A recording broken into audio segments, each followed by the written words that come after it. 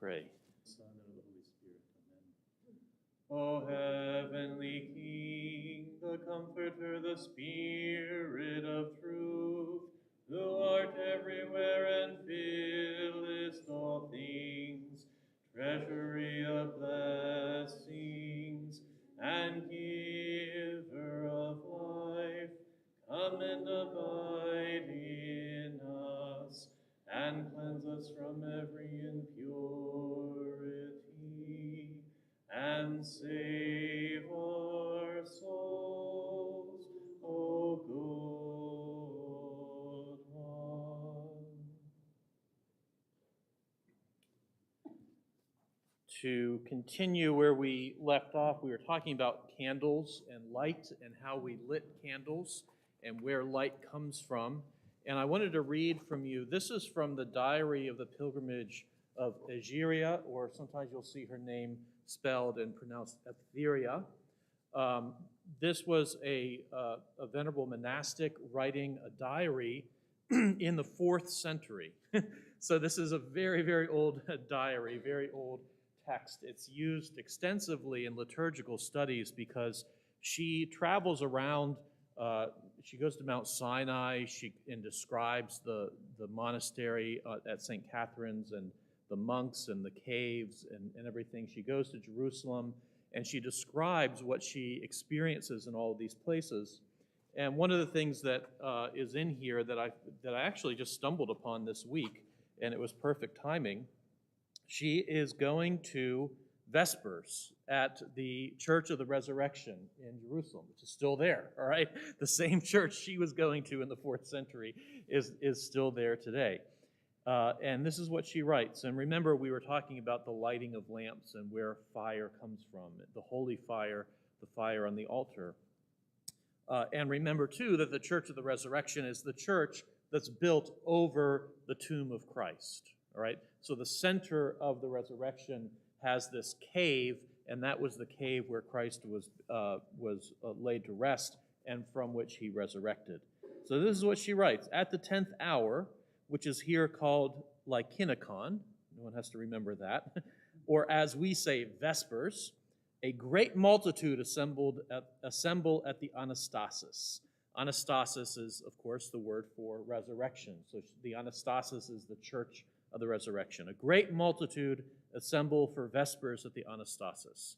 Remember that on our Saturday night Vespers, a great multitude, all right? Okay. And here's what she says. All the torches and candles are lighted, and this makes a tremendous light. The light, however, is not brought in from outside, but is taken from inside the grotto, that is, from within the railings where night and day a lamp always burns. Okay? So exactly the same thing that we were talking about last week.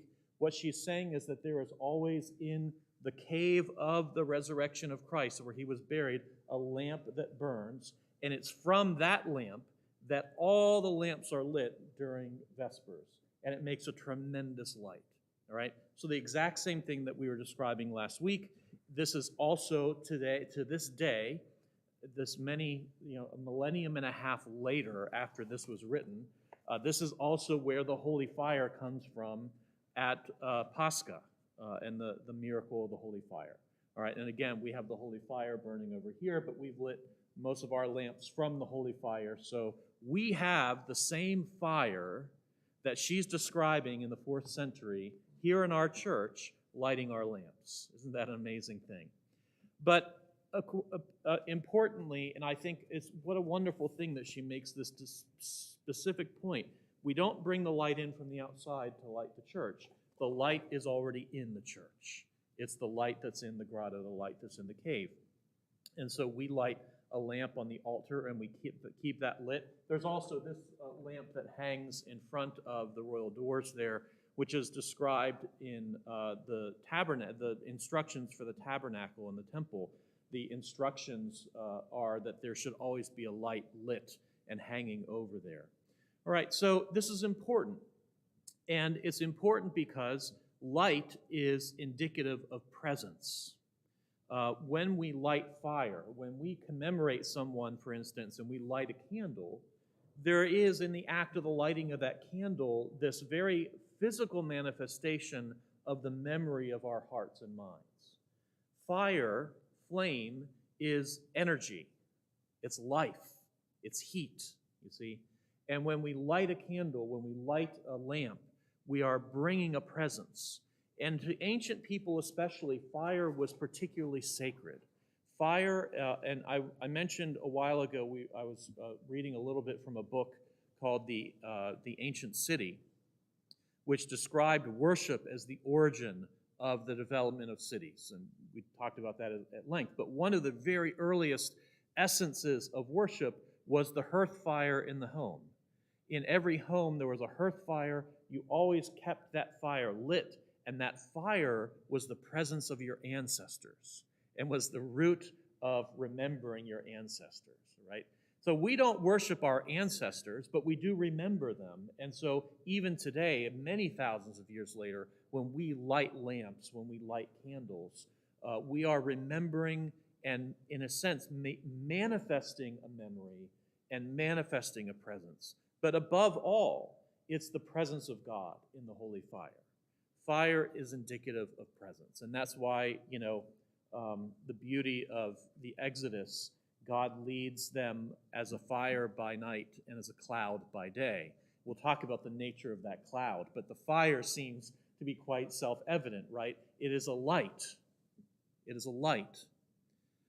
And I like to think, in movies of the Exodus, everyone can see the fire and everyone can see the cloud. I don't think that was the case. I could be wrong on that. But I think that God's holy ones saw the fire. God's holy ones saw the clouds, not everybody else, because this was, again, a spiritual vision. The same way that not everyone saw the light, the star that came and stood over the place where the child lay at the nativity. Herod couldn't just look in the sky and say, there he is, right? He had to find out someone who could see it. These magi, right? Not everyone could see that. That's often the case in the scriptures. The movies warp that for us. So here's another aspect of the lighting of the lamps, though, and that is, and I've always found this very interesting in my last parish, the light switches to all the chandeliers and everything were in the back of the church. So if we were in a service and it was time for, say, great doxology during matins, what do? You turn up all the lights, right? And every now and then someone would ask me, well, Father, we need like some kind of, what do the rubrics say about when we turn the lights on, right? What's the problem with that question? Well, but they go up and down at various times, right?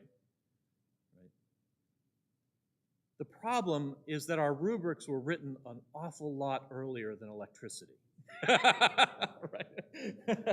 And this is one of these most obvious things that we're just so used to centralized lighting and electrical switches that turn on and give us our illumination that we assume, well, there must be instructions. The Holy Fathers must have said, turn on the lights at this point in the service. And they didn't. But they did indicate the lighting of the lamps. And so there was, in fact, a corollary. So when there's a point in the service where we turn all the lights on or turn the lights up, and we do this at Vespers at night, towards the end when we open the doors and it's ready for the dismissal, you'll notice all the lights go on, right? So there's a corollary to that, and that is that at various points of the service there are instructions for the lighting of the lamps. And that's what Algeria is describing, the lighting of the lamps. So at Vespers is the lamp lighting service, that the service of light is the essence of what Vespers is. And so it's, very apropos that the main feature that she's experiencing is the lighting of the lamps from the cave, from the grotto. The only place that I have experienced what this would be like is in a church where they don't have electricity, and that's the main church at St. Anthony's Monastery in Arizona. And I'm sure if you've been to Mount Athos, anyone here been to Mount Athos? I've not been to Mount Athos. Oh, yeah, good. Celia's been to Mount Athos. A lot of the churches you'll experience there have this ancient pattern. And it's very interesting because we're talking about the lighting of oil lamps and candles, not necessarily massive torches that are throwing off all kinds of light. But you'll notice during a vigil service at St. Anthony's or on Mount Athos or other ancient churches like that, that there are monks whose specific role is lamplighter. And at various times of the service, you'll see like 4 monks suddenly like come to the front and circle around, and they're lighting wicks and they're lighting wick holders on long sticks. And suddenly they're going around and they're lighting all the candles all around the church while the choir is singing particular things. And then as the choir finishes, they go around and they extinguish all the lamps. And there's a lot of movement. There's a lot of action going on. But there's this, in a sense, this sort of wave of the lighting of lamps where the light is concentrated in the front and then it moves out to the back for these festal moments where all the lamps are lit. It does not, unlike the Anastasis, at least in my experience at St. Anthony's, it doesn't lead to a flood of light coming from the fire, but it is very much a liturgical action that's very, very interesting to see.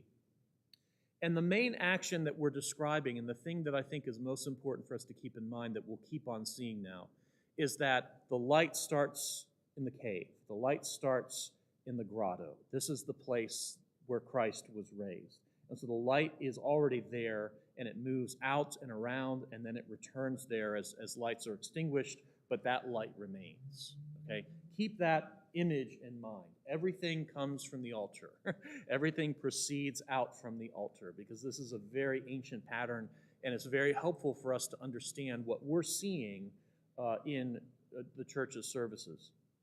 The other thing we can say about this light as well, and I began to talk about this last week, but I think this is where there's a connection here that needs to be made more fully, and that is that one of the most important essences or elements of the experience of the Jesus prayer, the hesychastic way of stillness, is that in order to see the uncreated light of God, you go into the heart with the name of God. And this is the essence of, and we'll see this with the Sunday of St. Gregory Palamas coming up during Great Lent, the essence of the hesychast controversy about the monks seeing the uncreated light and Varlam in the West saying, no, that's not possible and you can't see that. What we emphasize is that what's happening liturgically in the church always corresponds to an element of what's happening in the temple of the heart.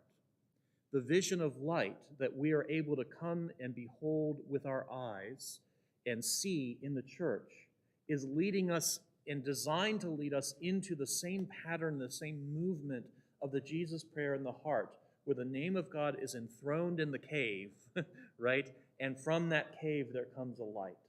And the experience of light is very, very much a part of the experience of the Jesus prayer. Now, that does not mean that if you've been saying the Jesus prayer for a whole week and you haven't seen the uncreated light of God, that might as well give up because it's not going to happen. That's not what we're saying at all. God gives to his children the vision and the experience that they need for their salvation, okay?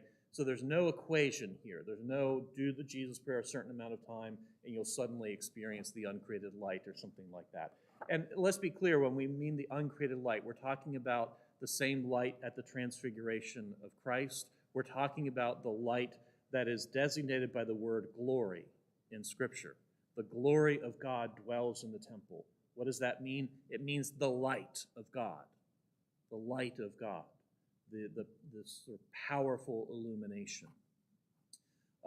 But there's a correlation there, and that's very important. There's a correlation between the light that we experience here and the light in the heart that we experience in prayer. Okay? Any questions about that? Any thoughts? Let me think if there's anything else I wanted to mention. Well, if there is, I'll come back. Oh, I know. Here's another aspect of light. Yeah. With vestments, and this is related to the question of rubrics for when do we turn the lights on. In the ancient rubrics of the church, there's only two instructions for what kind of vestments the clergy wear. There's bright and there's dark, and that's it. There's bright and there's dark. Now, that might be a surprise to us because we are used to thinking of, it's this season, so we wear red vestments, and it's that season we wear green vestments, and now that's coming up and we better wear, purple vestments, but then we wear white vestments, and we have this monochrome color palette in our disposal, and we're very concerned to wear the right color at the right time. The ancients did not experience color that way, interestingly. The ancients experienced color as being bright or being dark, and that's it. And so a festal color, which would be any color that vestments and church vestments would be for instance, on a Sunday, the main designation is that it be bright. And to the ancients, bright could be a combination of blue and red and green and gold and silver and white, all mixed up together. That's a bright color. It's a festal color. And when you see patterns of older vestments, you'll notice they're very rarely monochrome. They're very rarely just purple or just green or just green and gold. They're usually multiple rich color patterns. They're bright. And then conversely, at dark, which is Great Lent, of course, or Feast of the Cross, we wear muted colors. Typically, this would have been a very specific color in the ancient world that we know as royal purple, right? Royal purple is derived from the ink of a snail that's very costly to extract and therefore is royal. Only royalty could afford it. But it became associated in the church with the color of the penitential seasons and the darkness. And so some instances it's actually more of a burgundy purple. It's not a sort of bright electric purple that we can get with our modern day chemical colors. It's a much more natural, rich, dark, deep. It could even almost be like a blue, a deep, dark blue. But it's bright or it's dark. You see this even in paintings in Russia from like the 17th and 18th centuries. They'll paint a scene of a procession going through a small city, and they'll show the clergy, and oftentimes it's really interesting. Just pay attention to what they're wearing. Oftentimes it's all these, again, multicolored vestments, but also mix and match vestments. Typically what you would do is you would wear your very finest vestments for the most important feasts. So if you had an epertikeli, which is the stole here, right, that was of great quality, but a phelonion, which is the big thing, that was also of great quality, but a different color. As long as they were also both bright, you would wear them together. And so you see this in a lot of paintings, different color patterns, different color palettes. There's actually an interesting article entitled, "Can We Ever Hope to See," I think it's blue, the way the Byzantines did? Because the Byzantines had so many different words for the blues and greens of the ocean waters, right? They didn't just say blue. They had dozens of different words. They saw the world, interestingly, this is a fascinating area of scholarship, they just saw the world with a different color pattern than we do. So there's bright. Bright means festal, and that's what we're really talking about, the brightness of the light of the presence of God. Okay, let's move on to a related subject, and that is the subject of the incense. Like the light that proceeds from the altar and then spreads through the church, and then as the lights are extinguished, returns to the altar, you'll notice that when we do censings, where do we always start? In the altar, right. We always start by censing the altar. We move counterclockwise around the altar, always counterclockwise, very important. We'll get to that in a few, well, maybe today or next week, why we go counterclockwise. We sense this whole space of the altar, then we come out and we sense the iconostasis and the people, and then the deacon moves all through the temple, again, counterclockwise, and senses the whole space. St. Dionysius the Areopagite explains this as, it explains what's happening here and the words he uses is that the deacon is spreading the fragrance of paradise when he censes the church. He's spreading the fragrance of paradise. And importantly, what that means is that when we are sensing the temple, we are not simply sensing the icons. I know the icons form the sort of focal point of what we are sort of aiming the censer at, but that's not specifically what we're doing. What we're doing is what we're saying by this, and again, it's the same thing as the light moving out. This is the fragrance of paradise moving out. Paradise is the place of the temple of God, the presence of God. The fragrance of paradise starts at the altar, it moves out, and it permeates the whole space. And it goes all the way out, ideally, into the narthex, because we're spreading the fragrance of paradise into the whole world. And at that moment, the temple, the church, becomes a microcosm of the world itself. Okay? So it's the same idea, and it's very simple. We're spreading the fragrance, and when we do the entrance with the censer at Vespers, at Great Vespers on Saturday night, it's the same idea. We're starting at the altar with the incense. We're moving counterclockwise. We pass through the doors with the incense, and this is called the offering of the incense, right? This is the entrance with the incense. It's the same concept and will be repeated in Divine Liturgy with the entrance of the Gospel. We'll talk about those and the meaning of those a little bit as well. So fire starts from the altar and moves out into the church.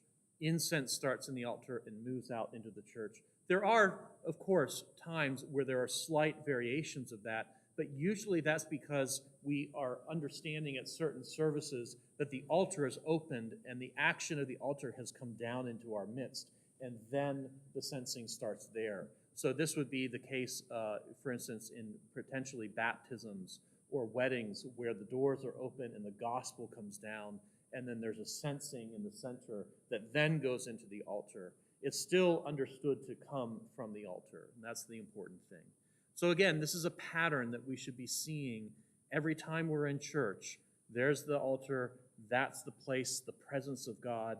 There's the fire of God.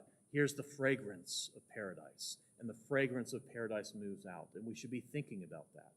So, as I said, we're not just sensing icons, although we are doing that, but we're also simply permeating the whole space and saying, paradise has spread. This is paradise. This is the place where we come to meet God. And therefore, this is a sign or an icon, an olfactory icon of God's presence is the incense. Isn't that a beautiful thing?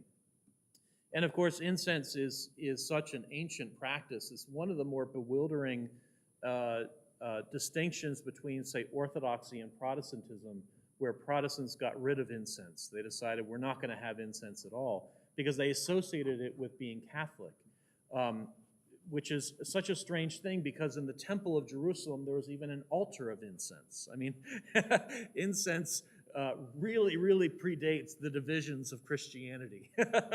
And it was and has always been an essential aspect of the proper worship of God. So the refusal to use incense in a Protestant setting is very peculiar. Again, it's I guess you could call it a historical accident of association. They just think of it as so Catholic, and they don't like that, so no incense for the Protestants. But it really is, it's much, much deeper than that. In fact, I would say, getting back to the pillar of fire by night and the cloud by day, that it's not just a cloud like an odorless cloud, that the cloud that draws Israel out of Egypt in the Exodus is in fact a cloud of incense. It's a cloud of incense.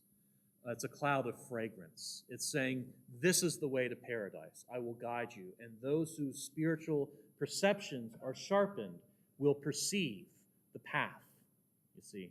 They will perceive that this is the way. So the cloud is a cloud of incense. It's a cloud of spiritual fragrance. And that's what we call it, spiritual fragrance. Spiritual fragrance. So it's an icon. It's something that we can perceive with our senses, but it takes our senses to a deeper place. Just like light, we can see light with our eyes, we can see the candle flame, but it's meant to take us into the flame of God in the heart. And relatedly, just as the vision of light in the heart is part of the Jesus prayer, so is the experience of fragrance emanating from the heart an element of the Jesus prayer. When you read spiritual literature, you'll come across this many, many times, that really advanced holy elders always smell like incense. They smell like incense. To be in their presence, you catch it, and it immediately transports you, like that's what church smells like. But what is that? That is a sign of presence in the heart. And when that happens, the heart itself exudes the fragrance of incense. There's a wonderful story. I can't remember the exact elder, but there was an elder in his cell, and a younger novice was required to go in and deliver something to him. And he goes in and he delivers it, and he smells, and he's like, oh, there's incense in here. And he's looking around for where is the elder burning incense. There should be, a little censer there or some kind of receptacle with charcoal, and he must be putting incense. He goes, Garanda, elder, where's the incense? He goes, What are you talking about? Yeah, I smell incense in your cell, but I don't see where you're burning it. Where are you burning the incense? And the elder at that moment knows exactly what's happening. He had been praying the Jesus prayer, and his heart had been exuding the fragrance of incense. But he didn't want the novice to know it, so he goes, you're delusional. Get out of here. Which is oftentimes, it is how the holy elders function. They did not say, you see, I'm an expert at this, and God has blessed me, and I'm exuding incense from my heart. No, you always deny it. You always deny it. But just as the vision of light is part of the Jesus prayer, so is the heart. And there's varying stages of this. Early stages of the Jesus prayer is you can start to feel both a warmth and a soreness in the center of your chest, in the heart. All right, that actually is, just keep doing it faithfully, and you'll feel that sense of soreness and warmth in the heart. But eventually, the heart itself begins to exude a fragrance. So once again, like light, fragrance is something we experience with the senses in the church, but it's meant to take us deeper into ourselves because God dwells within us. He dwells in his temple with his saints, and he dwells in the hearts of his saints. And we're meant to take that journey, right? This is the essence of why we pray, why we don't just go to church and say, that's enough. God got his part, and I'm going to do my part now, right? We're always on a journey. We're always on the path to move towards the presence of God. And when we're here, we come here together collectively and experience him collectively in all of these icons of light, of fragrance, of the icons themselves, the word icons, verbal icons. But all those things are designed to take us into our hearts because there God dwells. Okay, let's talk a little bit then about some of these other entrances. So I've mentioned that when we sense the altar, we always move counterclockwise.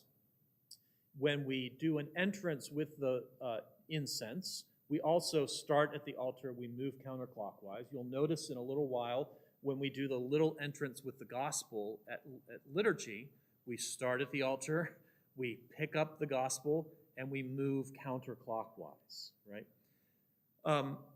This again is understood to come from the spiritual vision of the saints, that the worship in heaven, in the worship in heaven, I should say, the angels of God are surrounding the throne of God, and they're moving in a procession counterclockwise around the throne of God, singing the thrice holy hymn, Holy, Holy, Holy, right? So the reason why everything moves counterclockwise here is because the saints have perceived that to be the motion of the angels in heaven.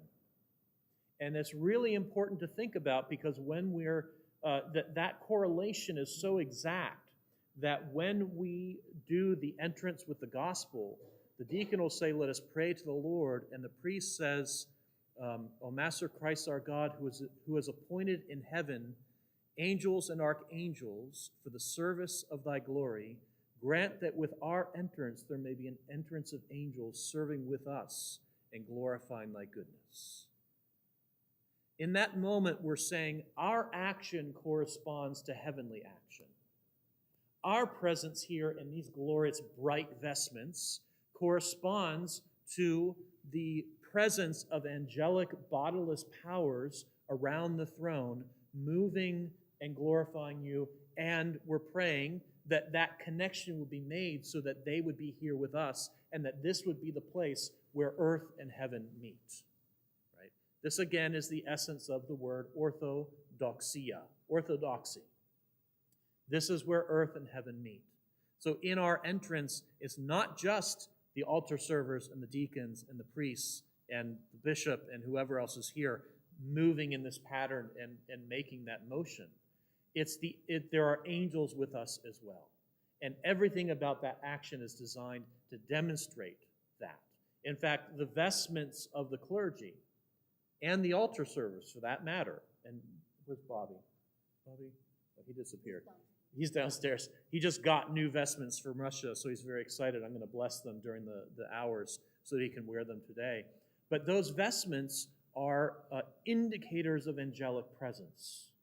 Indicators of angelic presence. There's a long, and I'm not going to go into this because it's very complicated, but there's a lot of research done on the whole notion of priesthood in the Old Testament and in the New as the angelic priesthood, and the correlations between the angels of heaven and the priests. So there's this correlation of movement and pattern happening with all of our entrances. We start at the altar, we move counterclockwise around the altar, we come out here. In a sense, our entrance into this space is meant to be a way of including and participating everybody here, so that when we go up and through the doors, and that is the entrance that matters there, is finally through the veil, and that's very important.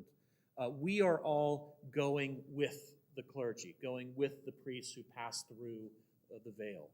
Our priesthood is what is being carried, our priesthood in Christ, by the priest himself who does that. So it's something that involves all of us, and in some churches, it's very intentional that when they do entrances, the entrance with the gospel or the great entrance with the gifts, they actually walk all the way through the church, and they'll go all the way to the back of the church and then all the way forward, and they'll just keep singing and make it a grand entrance in order to show that sweeping motion of involving everybody. Has anyone been in a church where they've seen that? Yeah. Yeah. Right. Yeah. Yeah. Yeah.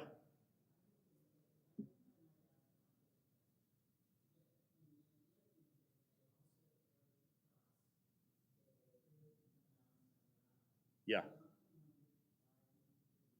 Yeah. And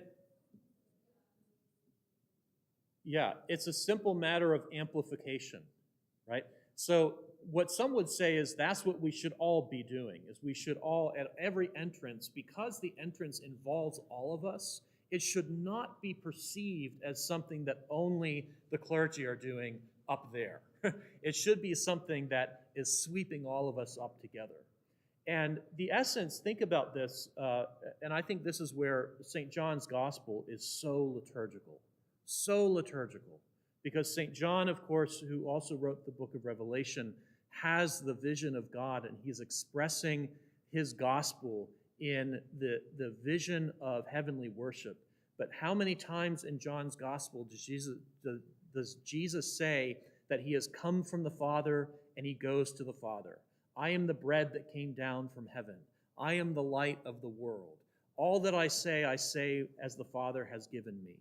And every time Jesus is saying this, he's saying everything starts in one place and it comes down in and through me into the world, and then carries the world back with it up into the heavenly places. And we're going to see this the first Sunday of Great Lent, where Jesus says to Nathanael, I tell you, you will see greater things than this.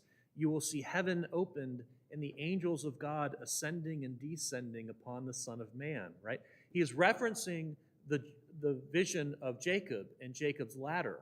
But that's because Jacob was also seeing the same vision of heaven, the same vision of paradise, of a presence, and then angelic hosts, angelic beings moving in and out, up and down, sweeping down and then sweeping up. And what does he do immediately after Jacob sees that vision? He builds an altar. And he says, this is none other than the house of God, for God dwells here amongst men, right? So that's what we're witnessing. When we witness these entrances, we're witnessing the same pattern that our Lord is mentioning to Nathanael, the same pattern that Jacob saw. The angels of God are ascending and descending upon the Son of Man. So on a practical level, one of the reasons we simply go straight across the Amvon and don't come down here is simply because we have 3 steps, and you start to worry about people tripping on their vestments. And we also, because of the way things are, we'd have to come down and then go up the aisles, and there's not enough space. And so our space isn't really designed for that amplitude. In churches where it is easy to do a much bigger sweeping entrance that goes all the way to the back of the church, either has movable chairs, or in the Diocese of the South, most of our parishes don't have seating at all. It's just open, and you just stand there. And what happens then is the people can move. As you come through, the people can just sort of move out of the side, and they would just come right up this side of the church and around and straight down the center. But there's no reason for cutting it short other than practicality. In other words, it would be kind of impractical for us to try to do entrances all the way to the back of the church here. I think it would feel prolonged and overly dramatic and probably unnecessary.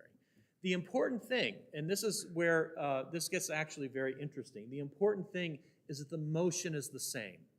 Whether we start at the altar and go around and straight across and then in, or whether we come out and go all the way around and then come in, or whether we come out and go all the way outside and then go all the way around the church and then come in, or make some kind of other festal procession, the motion is always the same.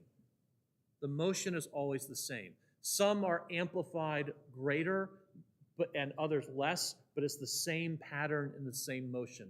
The word comes from the altar, the word returns to the altar.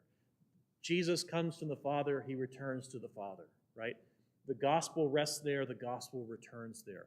That's the pattern. Everything flows from the altar into the world, sweeps us up with it, and ascends into the heavenly places. And that is important because it is an ascent. When we pass through the veils, we are passing into eternity. We are saying this now is the place of the presence of God. This is paradise. This is the kingdom. In historical studies, and getting back to, we need to stop. I'll tell you what, we'll hold that thought and we'll pick up there and finish up with some of these patterns and motions of worship by talking a little bit more about Algeria and some of the materials she has in her book that have been important in liturgical studies more recently, but also, I hope, a balanced view of those things.